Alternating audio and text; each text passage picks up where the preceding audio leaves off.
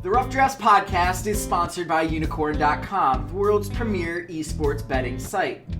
Bet on your favorite games like CSGO, Dota 2, and League of Legends, and earn Unicoins through successful bets, or use Unicorn's exclusive Connect program, where you can earn Unicoins just by playing some of your favorite games. Use your earnings to enter Unicorn's raffles for exciting prizes like Logitech peripherals or CSGO skins. So join Chase and Walter and prove who really is the esports gambling expert. Unicorn.com. Log on today.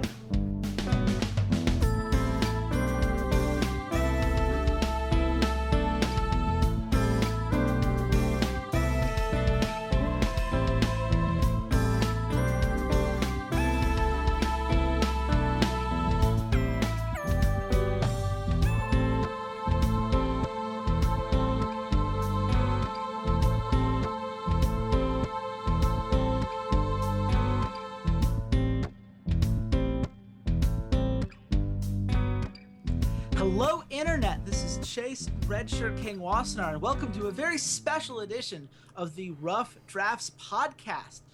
We talked about Week 10 of the European LCS yesterday, but North America does not go to double digits. Instead, we are going headfirst into the North American promotion/relegation tournament, depending on what side of the aisle you're on. This is going to be the top two teams from the Challenger Series going against the bottom two teams from the North American LCS.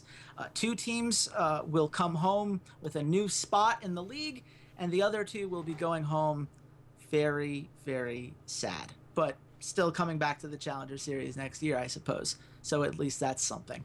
It's definitely going to be an interesting tournament. We've got a lot to break down, and I can't think of anyone I'd rather have break it down with me than my good friend Walter Ceades Fedczuk. Walter, how you doing, buddy? I am doing great. It was a semi-warm, like lukewarm day here in upstate New York on the 29th of March. I got to pull my new grill that I built during that epic Origin versus Roccat series. I finally got to use that grill that took me, less time than game one of that series took to build. So it was great. Had nice steaks and some vegetable pancakes. It was very interesting. So I had a good day, and it's even better because I get to talk about North American Challenger Series, which is awesome because I pay attention to this because back in my past I paid a lot of attention to the Challenger Series. So after the LCSs, this is the next league that I always look at. I was like, I can't wait. I can't wait to watch the Challenger Series. And sometimes it's ruined by, braggadocious LCS owners who say they're doing, this is what's best for the scene as a whole. We're going to foster talent, and then gets his puppet to go out there and say, guys, come on, trust me, this is what we're doing. And then not actually do it. But this year it wasn't. It was not ruined by obnoxious LCS owners. If you're not getting the reference, yes, Jack, I'm talking about you. Yes, absolutely, I'm talking about you, Jack. Look, Walter, it was very subtle, so, you really gotta... I know. But we had some pretty, it was interesting. We finally had Tempo Storm enter the League of Legends game. We had a Brazilian organization own a North American Challenger team. That was kind of cool. We saw Trick2G make his LCS debut as an owner in the Challenger Series. And then, what else? We had Goldcoin United and we had eUnited who purchased Challenger spots. And I forget who the sixth team was, but it doesn't matter because they're not playing in this game. Delta Fox? Oh, Delta Fox. Yeah, Rick Fox's amateur team. But it doesn't matter because 4 of those teams aren't here. It's eUnited and Goldcoin United. One of those names I like, one of those names I think are terrible against Team Envious and Team Liquid, and both of those teams are terrible? Question mark? Maybe? I don't know. Yeah. That's what we're going to talk about. That's what we're going to try to find out, right? That's why we play these games. It's very easy for fans that, are watching the LCS every week and they see these bottom-dwelling teams and they're like, oh, these teams are terrible. They're totally going to get screwed over because they can't do these basic things that you need to do to be a good team.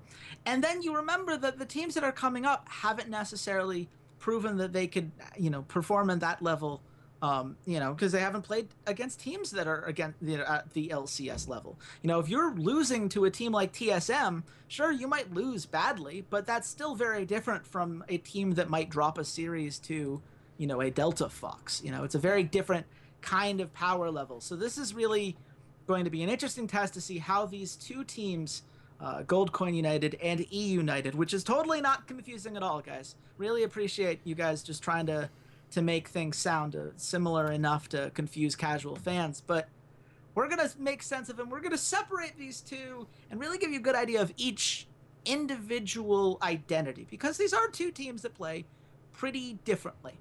So let's start with the second place challenger team, eUnited. eUnited was a powerful team in the regular season.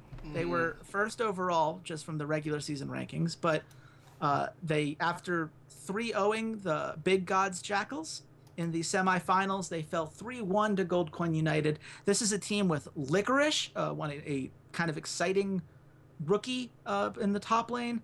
Gilius and Fox, you guys probably remember from the EULCS. And then this rookie bot lane of Deftly and Zazel. So, Walter, what do you like about eUnited? What are the things that you watch and you get excited about when you see this team perform? So there was a joke about when Broken Shard was linked to this and was one of the coaches for this, and then Fox and Gilius came over. It's like, oh, here's Broken Shard giving his EU buddies jobs again, herp the derp the derp, and I don't want to be like that, but that's really kind of how eUnited was successful, was the two Europeans in Gilius and Fox really kind of hard carrying these rookies around them. But to kind of sprinkle like a little flavor into this is Licorice. And Licorice was a fantastic top laner in the Challenger Series. Probably the best out of the 6 of them. Someone that we brought up during our trade column as someone that might, could potentially go on to the LCS stage. I think I proposed a trade for Darshan from CLG. Get some young blood into CLG and give eUnited another kind of veteran stabilizing presence, another lane that they could try and win through.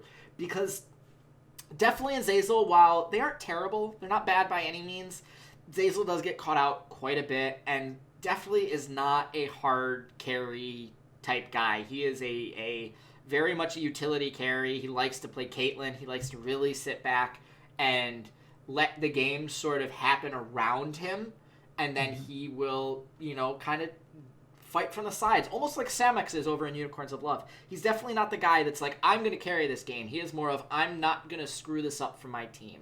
And the problem was that in the series against Gold Coin United really took advantage of that and went after Deftly and went after Zazel and said, this is your weak point. This is your pressure point. We are going to push and push and push and push until this thing pops.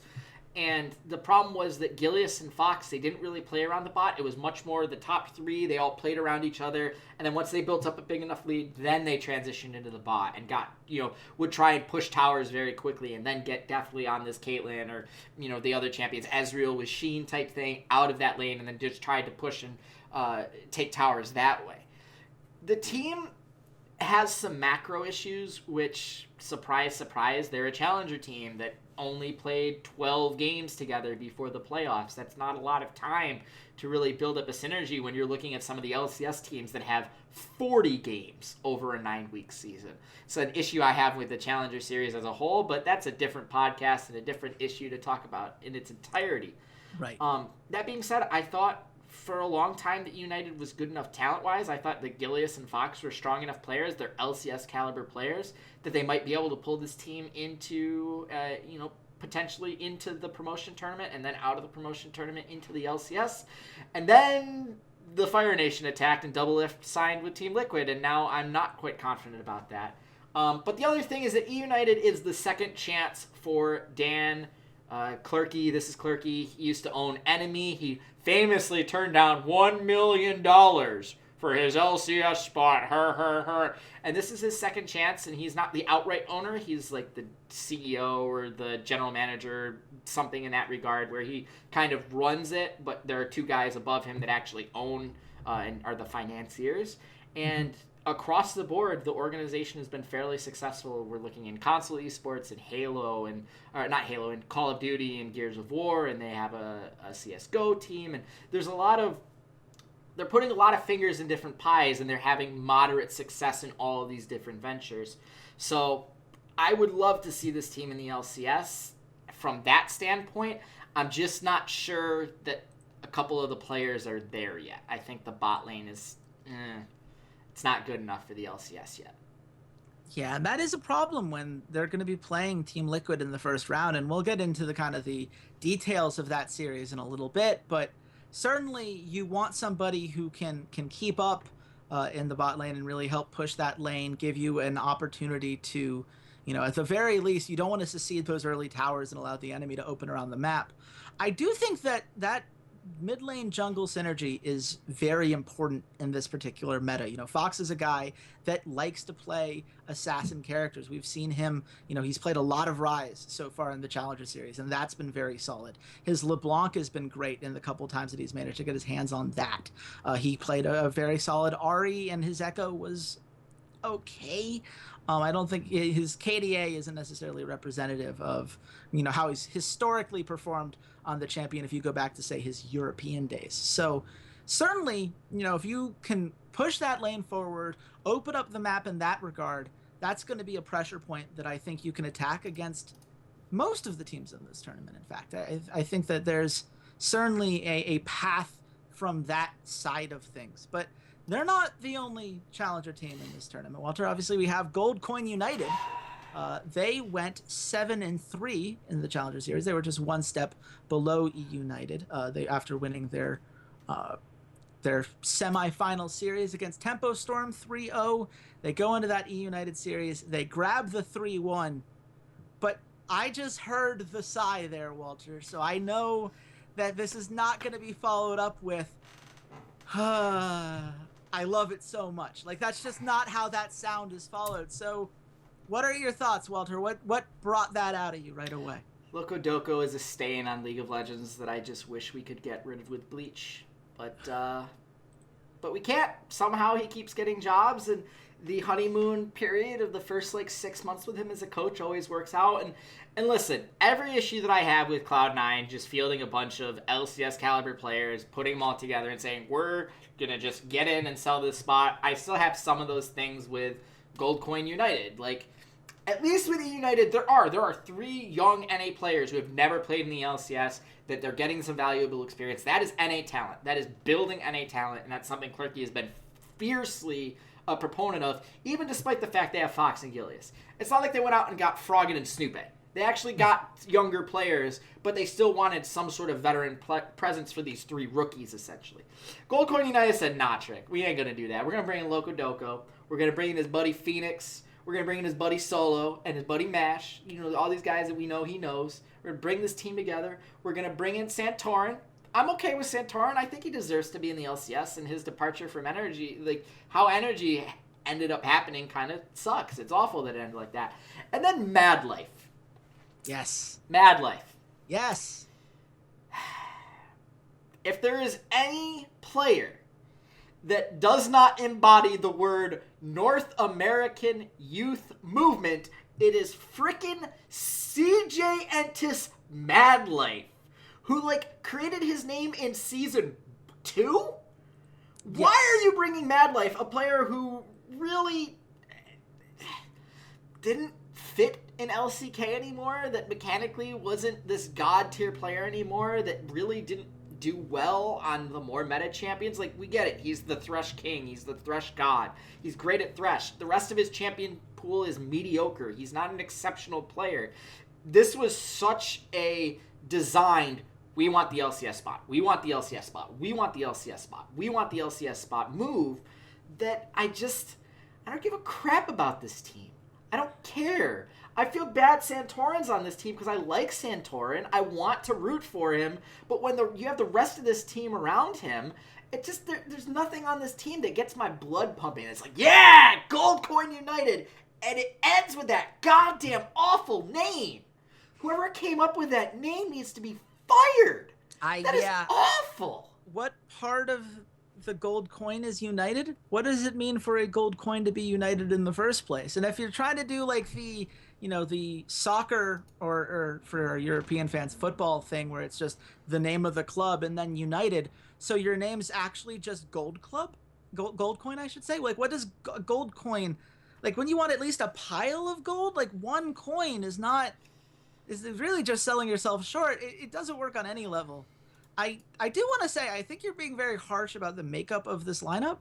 I'm excited to see Phoenix, for example, a guy who I thought maybe was underappreciated at Liquid, statistically certainly held up better than any of the fans would point to. And while him and Rainover would have been amazing together. Yeah, that could have worked out. I think that would have been a lot better than whatever they did this split, right? Like, at the very least, we can see now that maybe be careful what you wish for when you try to rotate a guy like him out. So I'm glad he's getting another chance. I'm glad Mash is getting another chance, because Mash is a guy that I still have affection for from the Team Dynamic days. Oh my God. I'm not saying... He's so boring. I'm sorry, not his personality, but I know who Mashme is as a player. He never comes out of the woodwork. There's never a moment where I'm like, okay, what is Mashme gonna do next? What is Mashme gonna pick here? I bet it's Sivir. He's gonna pick Sivir here. I bet it's a Sivir. Oh look, it's a Sivir. Like, he is that player where it's like, if you want bland, boring, Mendoza line, Wandy line replacement level player, it's always Mashme. It's just, I need an 80 carry who can be the 8th best, the 9th best 80 carry in the LCS. Hey guys, it's don't mash me. And he's a nice enough guy when few times he's ever streamed and how he tweets and all that. I'm sure he's a genuinely nice person. I just hate watching him play because it's just boring. There's no pop to his play. It's certainly a lower ceiling team than we're used to seeing from the Challenger Series. You're used to seeing like guys take a couple risks on some young rookies that maybe we don't know what's going on yet. And honestly, that's why you would bring a guy like Mad Life in, right? He's not a mechanical god. He has a wider champion pool, I think. He played 8 different champions during the 9 games he played in the Challenger Series. So certainly he can do a lot of things. He's been around long enough you would expect him to. But like, the thing that makes Mad Life great as a Blazes fan back in the day is that he's very good at shot calling, and he's very intelligent about some of these macro things and can help the young guys figure those mistakes out. What young guys? That's the problem. What young guys? This is the Solo? wrong team for him to be on. Like, it's a terrible fit. Now, if you had him on eUnited, for instance, and I understand you couldn't do that because of Gilius and Fox, but, in a hypothetical world where Mad Life was an NA talent and maybe been grandfathered in or whatnot, that would have made so much more sense to me. And unfortunately, that's kind of the thing about Gold Coin United. It's a whole bunch of pieces where I understand why each individual player totally deserves to be in the Challenger Series. But as a whole, I'm not seeing, like you said, who's the player that's going to surprise you? Who's the player that's going to come out of nowhere and perform just out of their mind? I'm not seeing it. I know you're not seeing it. And that's what they're going to have to do, because it's not like these LCS teams are terrible, Let's just quickly talk about that. Where do you think the power level of these LCS teams that are performing here in Envious and Team Liquid are compared to the kind of teams that we've seen relegated in the past? Compared to what we've seen relegated? Listen, I don't think these are awful teams. I don't think these are among the worst teams that we've ever had. And if you want to see some of the worst teams we've ever had in the LCS, go check out Mr. Chase Wassenar's article over on unicorn.com, where he breaks down the 10 worst teams in LCS history. Yeah. I thought for a while that Liquid might very possibly get relegated just because I didn't see any star player on their team. I think Doublelift, despite the fact that his numbers haven't been fantastic, I still think he's arguably, top 2 player at this tournament. And for me, the promotion tournament, every time I watch it, it really comes down to which team has the better players. Just straight up. If you have the better player, you are more than likely going to win that series. We've seen it multiple times with Froggen in the relegation tournament. When he's the best player, his teams usually get through. And there was for a moment where it almost happened that we had Froggen in this relegation tournament instead of Double Lift. But it's that argument of, who is a closer on this team? Who is going to be the guy that at the end of the day you can rely on to carry you through to the end? You look over in Europe, and a lot of the time it's that there is a young upstart on the challenger team that really, really wants it badly, that wants it better than these grizzled old veterans that have been, kicking around for a split or, a year or so. I don't see any of those those young, I really, really want this kind of players on eUnited or Gold Coin. The sort of desperation of I need to be in the LCS is coming from Liquid, of anyone.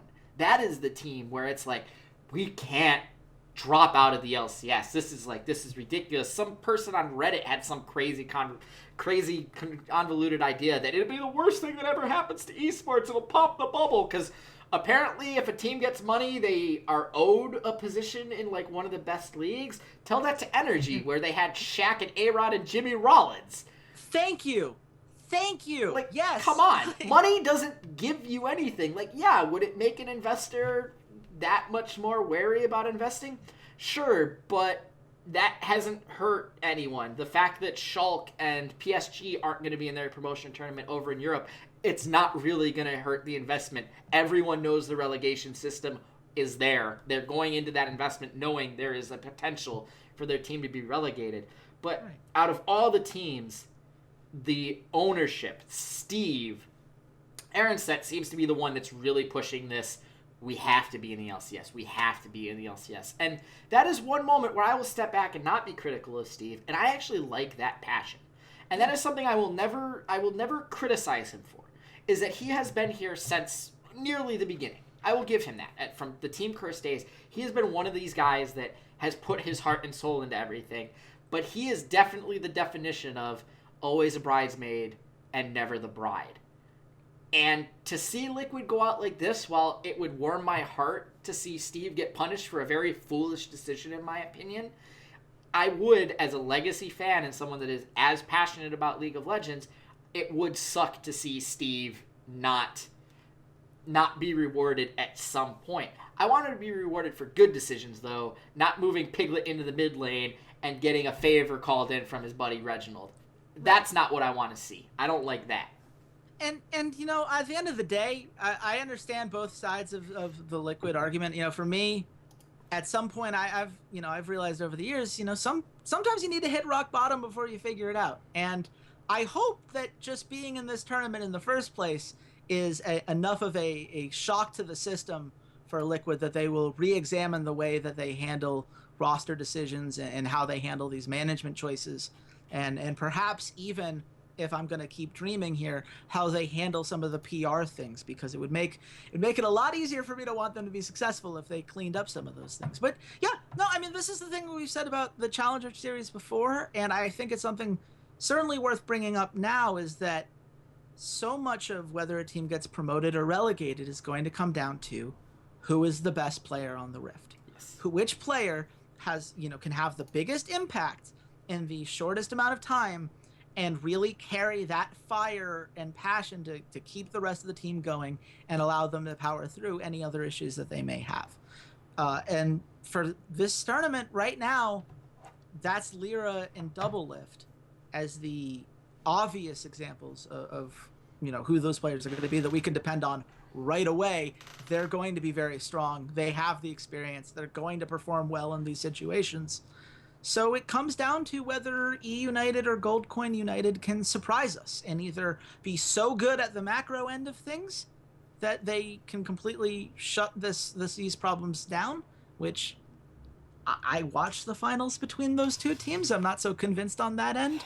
Or some players just got to go out of their minds. Santorin has to have the greatest weekend of his entire career. Licorice would have to be, kickest level of hard carries like we saw when Fnatic Academy qualified for the promotion tournament over in Europe. So certainly there are some things we're going to have to watch out on that end.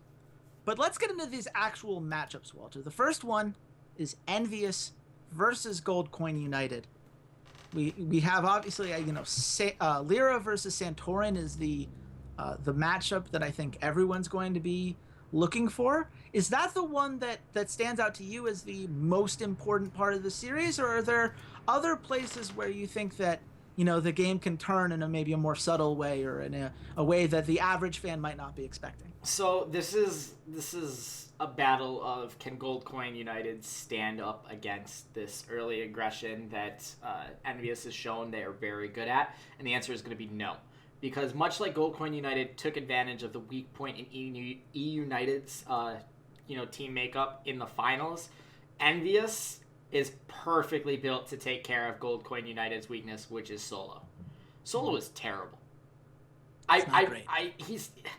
There's nothing else to say about it. He just dies. This is like Camp Diarist 2 solo lane edition.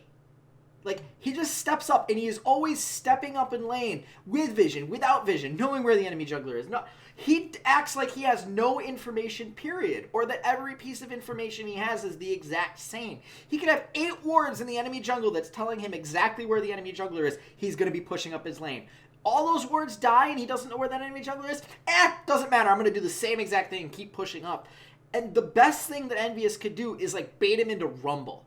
And just be like, all right, Solo, it's one of his better champions by all means, but he just blindly pushes. He just flame spitters the wave and push up, push up, push up. And with someone as goddamn good as Lyra, he's going to just exploit that. And if there's one thing about Envious, their weakness is you take Seraph out of the game.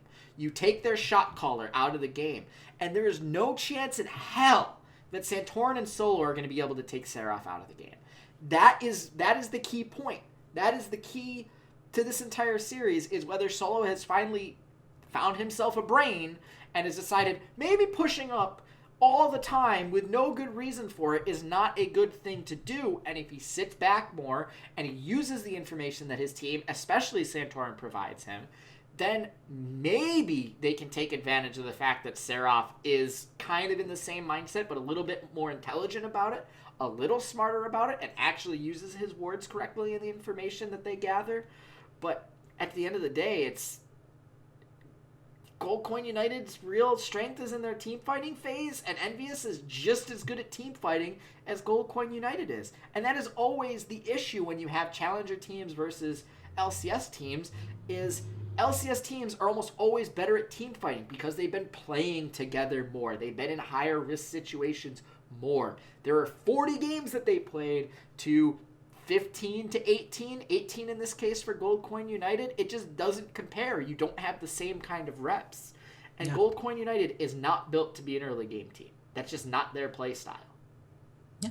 I mean, honestly, it's one of those things where, if you're an LCS fan, you might hear say, like, well, Envious has better team fighting. And you're like, well, but Envious in the mid to late game, that was a problem for them, right? I mean, that's why they threw some of these victories that you would expect them to have otherwise been able to clinch. But you just, you think about what happened in Game 3 against CLG, to close out the season. And I'm not saying that's a clean game per se by any stretch of that word. But what it was Envious showing for 25 minutes, essentially, we know how to defend this base. With 3 waves of super minions coming in, we understand the macro, we understand where to put our wave clear, we understand how to keep the enemy team away from our base, even when the Nexus towers are down, and we know how to identify the correct target so that they cannot get enough damage to just backdoor and win. And those are all these kinds of decisions that we think of as just the baseline for the LCS. Because if you can't do that, well, then you're going to lose basically every single one of those series because everyone else can. But in Challenger, we don't necessarily have that same evidence that Gold Coin United can do that against that kind of talented team.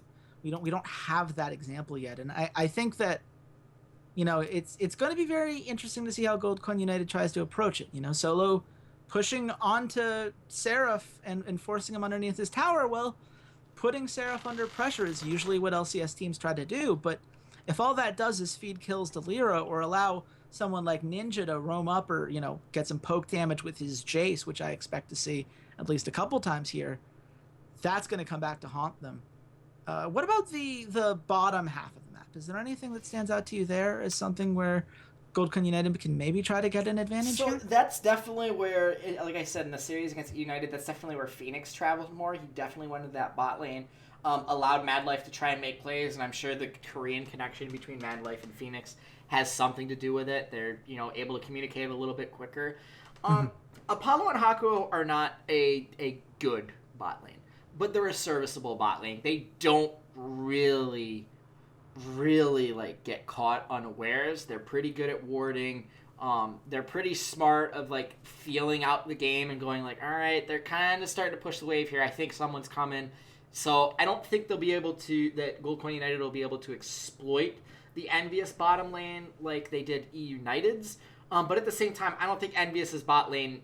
This is like a wash to me. Like Mad Life is probably a little bit better at calling games and being in the right spot and the mechanics of the game than Hakuo is, but I think Apollo is a better carry and has more flexibility to his play style than Mash does. Apollo has shown, like, yeah, I can play like Lucian. Like, I can get away with playing Lucian. I can get away with playing a little bit more damage hard carry style.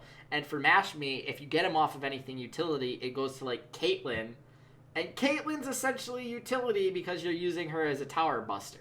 You're not using her to deal whole bunches of damage in team fights. You're really using her to try and fast push towers and build up gold leads as quickly as possible. But like I said, I really think this is going to really, truly depend on how the teams play in the top lane and how they exploit the other top laner. And I just have to give the advantage to Envious because Lyra has been so good this split. Yeah. I mean, Lyra is absolutely incredible. He's in my opinion, the best player at this tournament. And we've heard the North American casters talk about moving gold around the map. That's been one of their favorite phrases of the last couple of weeks. And I think Lyra is going to allow Envious to do that with more consistency than perhaps any other jungler in this tournament can hope to do. It's certainly going to be interesting to see how Gold Coin United tries to deal with that. I don't know what their answer is just looking at what they have at their disposal on paper. But at the end of the day, Walter, where do you see the series ending up? What score can fans expect? 3-1 Envious. 3-1 Envious. 3-1 Envious. I think there is a game where, Phoenix pops off because that's what Phoenix does in best of series. He has one game where he gets on something like LeBlanc and he just roams around and he gets a bunch of kills and he just deletes someone during a team fight, and it's really hard to win a team fight 4v5, but I think Envious is very clearly the better team, both in the early game and in the latter half. But if GCU can, keep that early game lead down to, 1,000 gold, they will have chances in the late game. I just don't think they'll be able to keep that gold lead down with how poorly Solo manipulates his lane. It is worth noting, Gold Coin United in the regular season of the Challenger Series, they had the largest gold differential on average at 15 minutes with 1,203. Obviously, it helps to play a much weaker level of competition there. But that is something that they are very used to playing with a gold lead, and that's not something that I necessarily expect them to have in this series or this tournament in general. Let's go to the other series. eUnited versus Team Liquid. There's an obvious mismatch in the bot lane. Is that what determines this series, or can eUnited try to force things in the mid lane? I'm just gonna stop you right there. Yes. Okay. Yes. This is a rookie. This is a kid who's played 18 professional games basically against the best player that North America as a region has produced. Don't bring High in here. Get out of here. Don't even at me. Doublelift is the best player that North America as a region has produced. Bjergsen's European. I don't want to hear it. Doublelift is the best player North America has ever produced. Yes. And he is playing against a kid who's played 18 professional League of Legends games. And a support that's played 18 professional League of Legends games. That is not ideal. Adrian or Matt, and while, neither of them have been fantastic this entire series, Matt did really own the Challenger Series when he was in there with Dardoch. And if they can just, get things going, exploit this matchup, I wouldn't be surprised if we look at the stats after this series and Doublelift has a 15 CS 15 CS per minute or something just ridiculous or massive CS differentials. Like, this is going to be a massively exploitative laning phase for double lift. And I would expect eUnited to just try and get Deftly onto something supportive.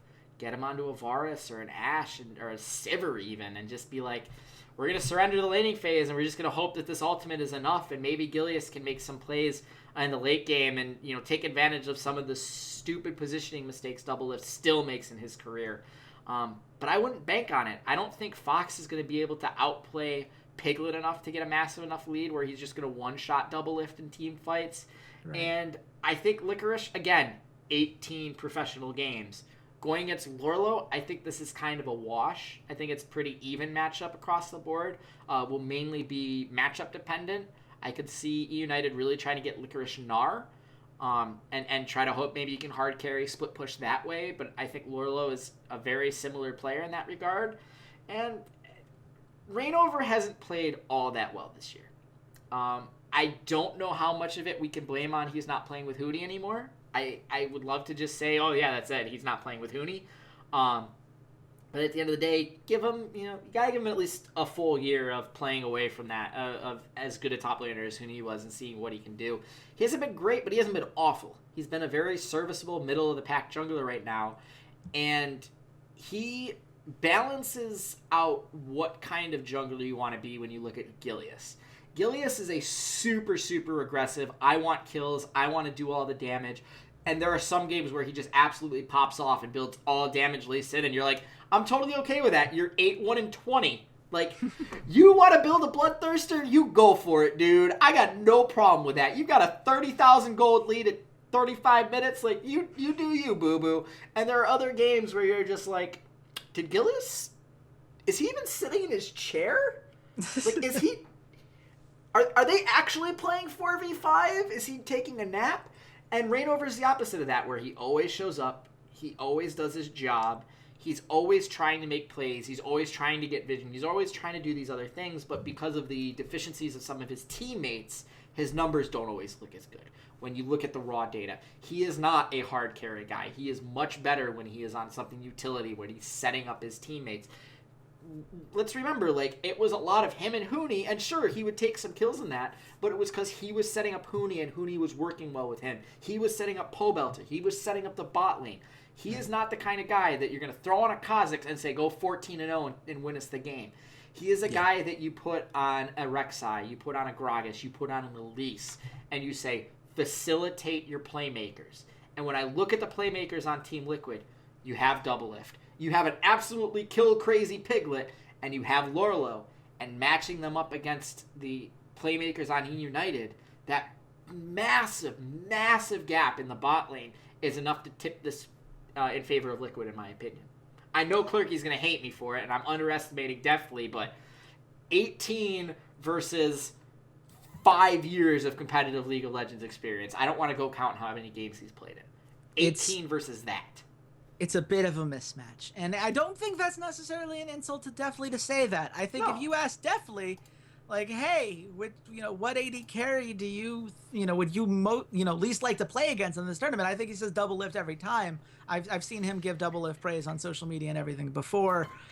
It's, a lot of these younger NA players model their play style on Double Lift because he's been that, influential part of the scene for as long as he has. So, I think it's a fair thing to say, and I think that it's something that's certainly going to be a problem. And if you're hoping that, like, oh, well, maybe Adrian isn't necessarily as good as he's been in the past, I mean, by the numbers, when he's been on the Rift, he's been very solid.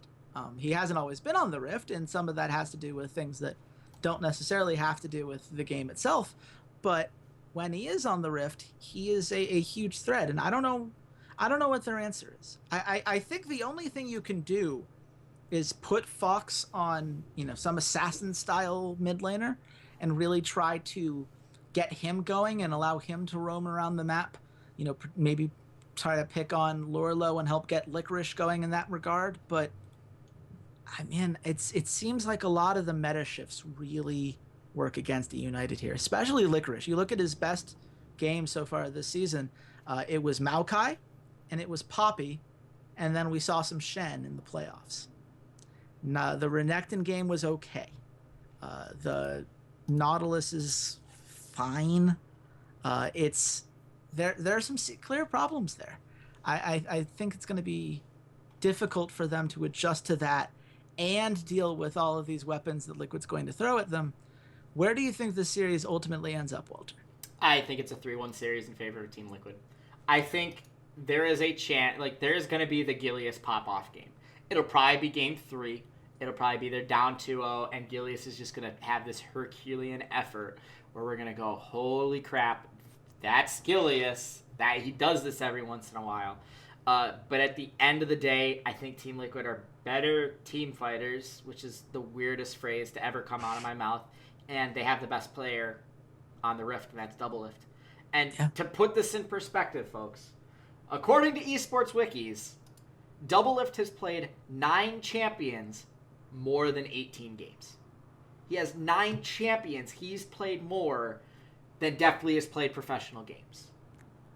I really don't want... Like, I hate the fact that I'm reiterating this point. He has played 387 competitive League of Legends games spanning back to, like, 2011, and Deftly has played 18. It's literally a little above 4.5% of games compared to Doublelift. It's absurd. I mean, and this is one of those things where if you wonder why people like us were very, I guess frustrated is a good word to use when we heard about the Doublelift news, this is why. This skews so much, and I think unfortunately it is going to come at eUnited's expense. But Walter, that would send both of these challenger teams to the loser bracket. So this is probably the perfect time to ask, of these 2 challenger teams, which one of them has the better chance to qualify for the LCS? If you had to pick one to say, like, this is the one I could see pulling it off, which one of the teams would you pick? I'm so sorry, Clerky. I have to say it's Goldcoin United. Just because I think they have more ways to win. They can have a really good Santorin like Graves game, and he can carry that way. They could have a Phoenix carry game. They could have one of those games where Mashme is just hitting every single Ashe arrow or has really good Sivir ultimates. You could have a play come out of Mad Life that is just mind-boggling. There is always the chance they get solo on like a split push Trundle or Fiora or something, and he doesn't die 8 times in laning phase, and he gets out ahead, and they do a 1-3-1 type split composition. And I don't have a problem with eUnited not making through. Like, I would love to see Clerky and Gilius and Fox in the North American LCS. I think that would be fantastic. I would love to see that brand in the LCS over Liquid or Envious. I think there's a passion there. That Envious especially doesn't have. I get nothing out of Envious. Like, this is a wasted org spot, in my opinion. But that's not the player's fault. I just don't think Envious cares that they're in the LCS. That being said, they have 3 rookies. They have 3 young guys. They don't need to make the LCS this split. They dominated the challenger scene. They can do it again. And while, it would be great to be in there for summer for that chance at Worlds, this team wouldn't be competing for Worlds. They'd be back in the promotion relegation tournament next split. Right. Unless there was just unless they, pulled off some coup where they signed some crazy player. They brought in, like, Prey and Gorilla or, just ridiculousness, like something like that. They're probably fighting in relegation next year. So, I just want to see a couple games where Gilius pops off, because that is my drug. I love God Gilius. I love watching him play. But yeah, at the end of the day, I think Goldcoin United stands a little bit better chance just because they are a better team fighting team and they have a little bit more experience across the board compared to eUnited. Yeah, I think that's very fair. It's one of those things where when you look at, why teams tend to struggle, teams that don't understand how to adapt to different metas or find a way to make each meta really work for them and have the kind of experience and wherewithal to make the adjustments that you would expect a great team to do. Well, that only comes with experience. That only comes with having played these games and being in this spot. And I don't think if eUnited falls out as the first team to be eliminated, I don't think that's going to be some big failing on their regard. I think that's going to be It's like when you put a whole bunch of, meats in a crock pot, right? It takes some time to let all those seasonings come in. If you want it to be really delicious, maybe you could have it after like an hour or two, but it's not going to be as good. You got to let it simmer. You got to let all those flavors come together. And when it does, then you have a chance to have something special. And that's what eUnited's going to be banking on. They're going to be banking that guys like Licorice are going to really develop into that top tier talent, that the NA challenger scene is often losing. And you've got to hope that definitely can improve on some of these positioning things in time and start to feel more comfortable being a bigger presence. And if Ceades can figure that out as well, then, they'll be all right. But it's going to take a little bit more time. Just before anyone in the comments asks, Mad Life has played 422 games in his career, according to Esports Wikis. My boy. Just before you guys ask, well, but Mad Life's played more games. Yes, he has. You are correct. But when you're at that level of magnitude, I don't think the specifics matter all that much. I think it's safe to say both Double Lift and Mad Life are incredibly experienced veterans, and Licorice definitely and Ceades are obviously not. Here's the question, Walter.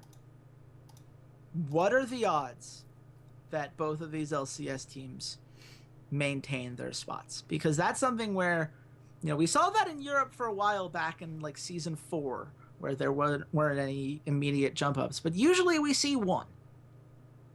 What are the odds that both of these teams retain, like given what you've said about it? Yeah. Like 95%, but because God and Buddha and the all-knowing powers that be hate me, it's going to be Team Liquid and Goldcoin United because Loco Doco has to be in the LCS. He has to be a thing in League of Legends for some god-awful reason. I hate myself. Yeah. I hate my life. I had it at 95% too. Yeah. So, I think whether you're a hardcore fan of the challenger scene or you're just looking at these things with, on paper, I think it stands pretty clear where the gaps lie right now. And, on the one hand, I think that says something positive about, where Envious stands in, again, whether you like it or dislike it, certainly Steve has put a lot of money and energy into trying to keep this Liquid team afloat, and it will likely pay off for them. And that can be a positive thing. If they use this time and these experiences to then decide, well, now that we're for sure coming back, now we can start trying to try out new players to fix the holes that are there. Or maybe we can take some of these guys that are, not qualifying to the LCS now and add them to our repertoire. You have options at that point, and you have to retain your spot to have those options. Yep. So, we'll see what happens. I think that this is probably pretty straightforward. I would love to see an upset. I would love to be surprised and for either one of these challenger teams to shock me and come out with something special. Just please eUnited. Well, they've had more time now since they played on 7.4. So you're telling me there's a chance, but we're telling you this is the end of a podcast episode. We hope you guys enjoyed it. It's definitely talk to us in the comment section. We'd love to hear from you guys. I'd love to hear people who are really invested in the Challenger series. Tell me what your thoughts are having watched all of this stuff, because I always love getting new perspectives on these things because I don't watch the Challenger series as closely. But you can follow us closely on social media. I'm at RedShirtKing. Walter, where can the nice people at home find you? You guys can find me hating Loco Doco even more at Ceades_LOL. Oh man, 3-0 easy. When does that Snapchat come back out again? Is it the day of? Is it the day after they lose their first series? Like that, the memes will be endless. The games will be interesting if nothing else. And you guys should come back tomorrow because we're going to be talking about, if these are the worst that the LCS had to offer, it's time to honor the best that the LCS had to offer. It is awards season. Walter and I have made our ballot since Riot forgot to send ours in the mail, and we are going to break it all down tomorrow. So until then, bye, Internet.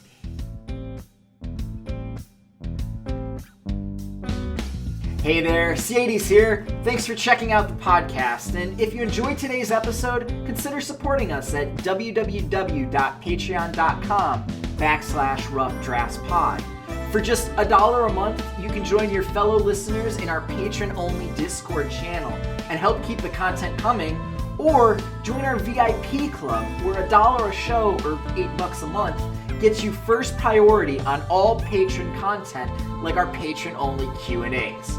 And check us out on all of our social media, Twitter @RoughDraftsPod, Facebook.com/RoughDraftsPod, SoundCloud.com/esportsroughdrafts, as well as on iTunes and YouTube by just searching for the Rough Drafts Podcast.